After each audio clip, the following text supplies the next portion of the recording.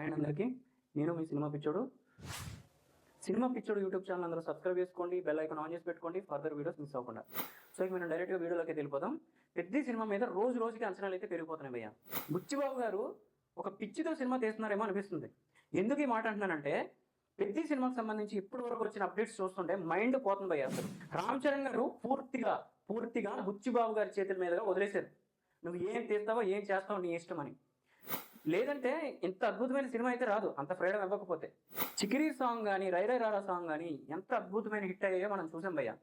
మన తెలుగులో ఎలాంటి సెన్సేషన్ క్రియేట్ చేసాయో హిందీలో కూడా అంతే సెన్సేషన్ అయితే క్రియేట్ చేసే భయ్య. హిందీ ఆడియన్స్కి విపరీతంగా నచ్చేసే సాంగ్స్ అయితే పాన్ ఇండియా డైరెక్టర్స్ కూడా భయపడి వాళ్ళ సినిమాలను అయితే పోస్ట్ పోన్ చేసుకుంటున్నారు. ఆ రేంజ్లో ఇప్పటి వరకు వచ్చిన అప్డేట్స్ అయితే భయపెడుతున్నాయి. పెద్ది పేలోన్ గ్లిమ్స్లో రామ్ చరణ్ గారు హనుమంతుల వారి రెఫరెన్స్లో కనిపిస్తుంటే ఎంత అద్భుతంగా కనిపిస్తున్నారో. అసలు ఆ బాడీకి అసలు ఆ గద అలా పట్టుకొని నిలబడుతుంటే మైండ్ పోతుంది. అసలు ఎలా ఆ థాట్ ఎలా వచ్చిందో తెలియదు బుచ్చిబాబు గారికి.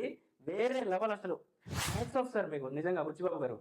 నిజంగా పర్ఫెక్ట్గా సెట్ అయ్యే గెటప్ అయితే వేశారు రామ్ చరణ్ గారికి. ఆ రేంజ్ ఎవ్వరు చూపించలేదు. అసలు రామ్ చరణ్ గారు ఆ బాడీ ఆ ట్రాన్స్ఫర్మేషన్ కోసం ఎంత కష్టపడ్డారో తెలియదు కానీ పర్ఫెక్ట్గా దిగిపోయింది. అలాగా హనుమంతులు వారిని చూసినట్టే ఉంది.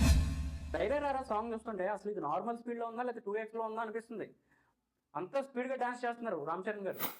గేమ్ చేంజర్లో మంచి డ్యాన్స్ నెంబర్లు ఉన్న సాంగ్స్ అయితే లేవు. అద్భుతమైన డ్యాన్స్ మూమెంట్ ఉన్న సాంగ్ ఏదో వస్తుందా అని ఎదురు చూస్తున్న టైంలో పర్ఫెక్ట్ టైంలో అయితే రైరై రారా దింపారు. అసలు నాటు సాంగ్ తర్వాత ఆ రేంజ్ సాంగ్ మళ్ళీ ఇదేనేమో అనిపిస్తుంది. అంత అద్భుతంగా ఉంది సాంగ్ అయితే. ఈ మాట హైప్ అనడం లేదు, పెద్దిగాడు వైబ్స్ అలా ఉన్నాయి. ఆడియన్స్ సినిమా మీద హైప్ మాత్రమే ఉంది. సినిమా ఎత్తిపోతే ఒక ట్రోల్ చేసి ఒక కామెడీ స్టఫ్లా వాడుకుంటారు. కానీ మంచి మాస్ కంటెంట్తో మంచి ఎమోషన్ కనెక్ట్ అయితే మాత్రం భుజాల మీద పెట్టి మోస్తారు సినిమాని. గతంలో మనం అలా కనెక్ట్ అయ్యి భుజాల మీద మోసిన సినిమాలు చాలానే ఉన్నాయి. ఎమోషన్ని మాస్ని మిక్స్ చేసి చాలా అంటే చాలా గట్టిగా అయితే సౌండ్ చేయబోతున్నారు. పెద్ద సినిమాని తెలుగులో అండ్ హిందీలో చాలా అంటే చాలా భారీ స్థాయిలో జియో స్టూడియో వాళ్ళు రిలీజ్ చేయబోతున్నారు.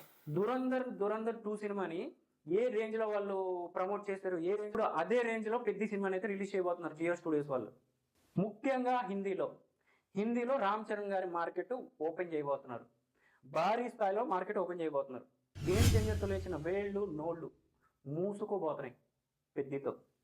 ఈ మంత్ 16th అయితే ట్రైలర్ ప్లాన్ చేస్తున్నారు. జూన్ 3rd 4th బాక్స్ ఆఫీస్కి ఊపిరాడదు. ఆక్సిజన్ మాస్క్లు అయితే అవసరం పడితే పెద్ద మూవీ టీం చూసుకోండి. ఇది నేను ఇస్తున్న హెచ్చరిక కాదు, పెద్దిగాడు ఇస్తున్న ముందస్తు హెచ్చరిక. సినిమా మాత్రం చాలా అంటే చాలా గట్టిగా సౌండ్ చేయబోతుంది. లిరిసిస్ట్ మన అనంత్ శ్రీరామ్ గారు ఒక డైలాగ్ చెప్పారు, ప్రతి సంవత్సరం ఒక హిట్ సినిమా వస్తుంది కానీ 10 సంవత్సరాలకు ఒక అద్భుతమైన సినిమా వస్తుంది, ఒక గొప్ప సినిమా వస్తుందని. అలాంటి గొప్ప సినిమానే పెద్ద సినిమా అని చెప్పేసి అనంత్ శ్రీరామ్ గారు చెప్పారు. నాకు చాలా అంటే చాలా బాగా నచ్చింది ఈ మాట. సినిమాలో నటించిన వాళ్ళు చెప్పినా, సినిమా ఇండస్ట్రీ వాళ్ళు చెప్పినా, ఎవ్వరు చెప్పినా, ఫ్యాన్స్ చెప్పినా ఒకటే మాట, పెద్ద సినిమా ఇండస్ట్రీ హిట్ అవ్వబోతుంది. బుచ్చిబాబు గారు సోషల్ మీడియాలో కనిపిస్తున్నంత అమాయకుడు అయితే కాదు. చాలా స్టఫ్ ఉంది ఆయనలో. మామూలుగా కొంచెం కష్టపడితే ఇప్పుడున్న కొంతమంది డైరెక్టర్స్కి స్టార్ హీరోలు దొరకడం ఈజీయే. కానీ దొరికిన తర్వాత మీరు స్టార్ హీరో డేట్స్ని మీరు ఏ విధంగా యూటిలైజ్ చేసుకున్నారని అనే దాని మీద డిపెండ్ అయి ఉంటుంది. కరెక్ట్గా పర్ఫెక్ట్గా బుచ్చిబాబు గారు రామ్ చరణ్ గారి డేట్స్ని వాడుకున్నారు, కరెక్ట్గా యూటిలైజ్ చేసుకున్నారు. అసలు పెద్ద సినిమా అనౌన్స్ చేసినప్పుడు ఈ రేంజ్ హైప్ లేదు.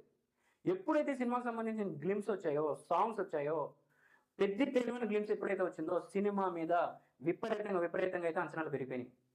సినిమా బ్లాక్ బస్టర్ అని డిసైడ్ అయిపోయింది. కానీ అది ఏ రేంజ్ బ్లాక్ బస్టరో వెయిట్ చేసి చూడాలి. జూన్ 4th జరగబోయే విధ్వంసం అయితే ఇండియన్ సినిమా చరిత్రలో ఒక కొత్త పేజీని అయితే రాయబోతుంది పెద్ద సినిమా. మీలో ఎంతమంది పెద్ద సినిమా కోసం వెయిట్ చేస్తున్నారో కామెంట్ చేయండి, లైక్ చేయండి, షేర్ చేయండి. ఇంకా మన ఛానల్ ఎవరైతే సబ్స్క్రైబ్ చేసుకోలేదో ప్లీజ్ ట్రై టు సబ్స్క్రైబ్ అండి. Thank you.